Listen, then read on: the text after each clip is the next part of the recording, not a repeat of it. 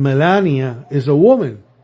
I'm asking, listen, Trumpy, 10% more over imports from all over the world. Yeah, right. Let me tell you this. And what the commercial corporation, private business of United States Inc. has been exporting products. You think that you are the owner of the world? The owner of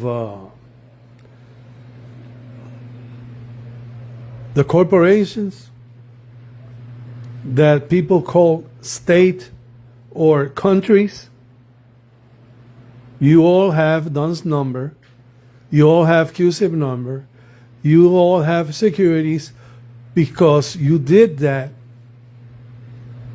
The fucking commercial corporation did that since 1871. All the money is ours. Okay, but I'm not going to tell you about this because I already have said it. But listen, when the United States government or its agencies engage in commercial activities, they waive their traditional sovereign immunity, allowing them to be sued in federal court. Similarly to the private parties, this principle is primarily governed by the federal statutes such as the Tucker Act or sue and be sued clauses, rather than a direct universal laws of sovereignty itself. But the Supreme Court has clarified the limits of this immunity in various commercial contexts. You hear me, Blondie? That's why you don't want, all of you don't want me to be a lawyer. But listen, implied waivers and commercial contracts, the Tucker Act, the Supreme Court has long recognized that when the U.S. government enters into contracts, it subjects itself to liability for branches of those contracts. But let me tell you what is a waiver. A waiver is the intentional or voluntary relinquishment or surrender of a recognized right or privilege. In legal context, a waiver is often documented in writing, but it can also be implied through actions.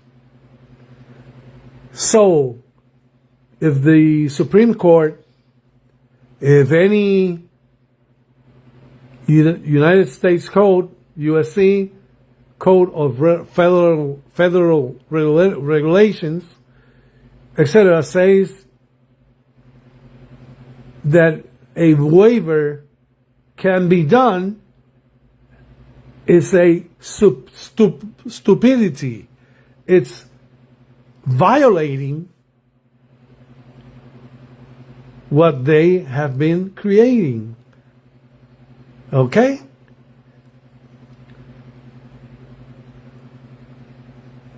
When Congress creates government agencies and authorizes them to sue and be sued, the Supreme Court has held that this constitutes a waiver of immunity for those agencies.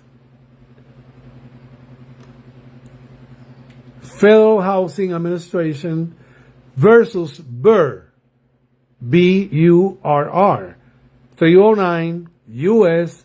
242 1940. The court established that such clauses makes agencies subject to judicial process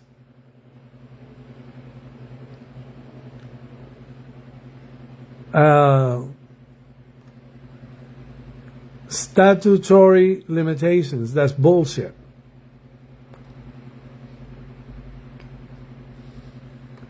And I have another case over here.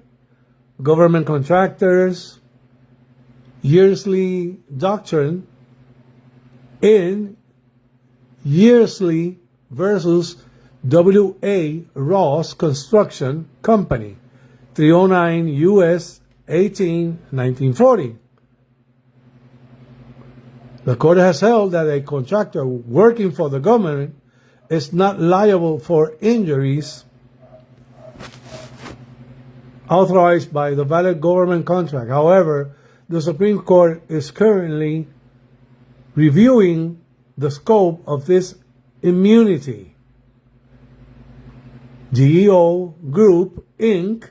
versus United States. Let me tell you this. Since 1871, United States, Inc. lost their sovereignty and immunity.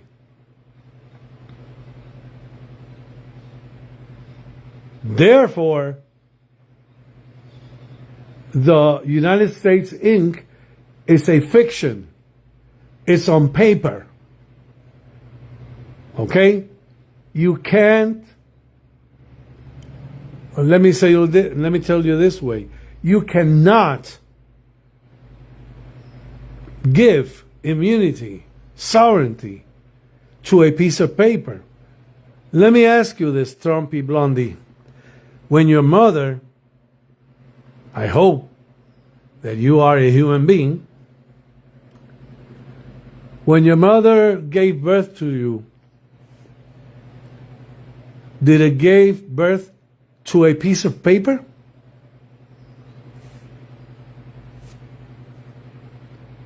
No, right?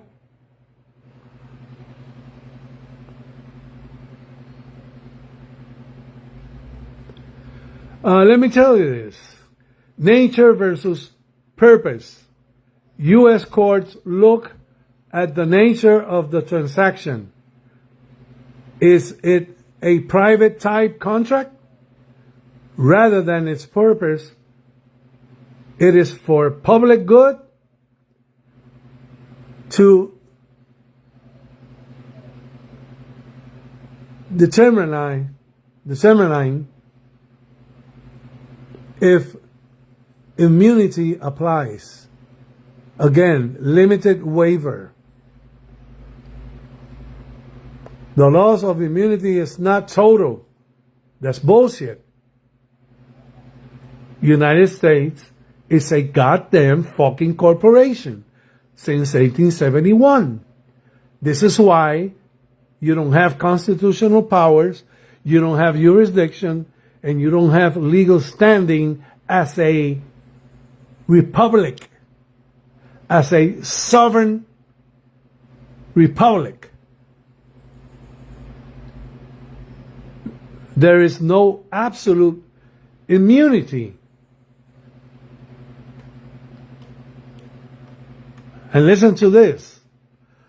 The Supreme Court has emphasized that sovereign immunity should not be used to create injustice in commercial dealings.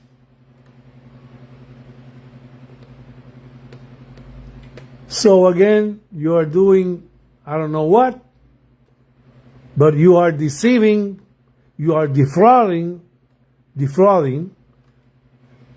the U.S. government, the people of the U.S. government, the people, we the people. So you don't have any powers, you don't have nothing. Just like the other countries, just like the 51 states, because that's another way to deceive the people of Puerto Rico. You know, no, Puerto Rico could be the state 51. That's bullshit. You already have 51.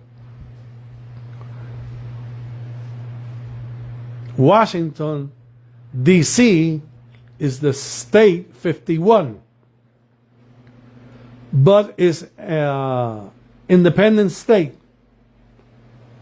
but it's a state inside the 50 states of the Union. You see, you keep on deceiving people, you keep on talking shit, because that's what you are. And by the way, I have everything already organized, because the so-called invasion of Venezuela, you are so fucked up, and Congress is so fucked up, and the judicial branch is so fucked up that you can even imagine what's coming for all of you. So I don't give a shit what you are saying about the 10% of imports. You know why? Because you don't have the power. You know why? Because the United States is a corporation. You can't use nothing. You can't force nobody to do nothing. Remember the false pandemic? What did you did in the false pandemic? Fauci is in jail. Bill Gates is in jail. Hillary Clinton is in jail. But you keep deceiving people. I have the video. You said that you had in the banks $7 billion.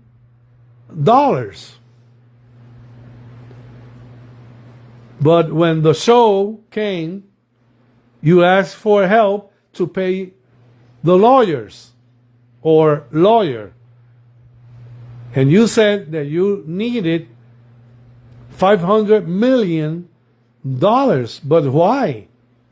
You said in the video, and I have it, once again, that you had $7 billion.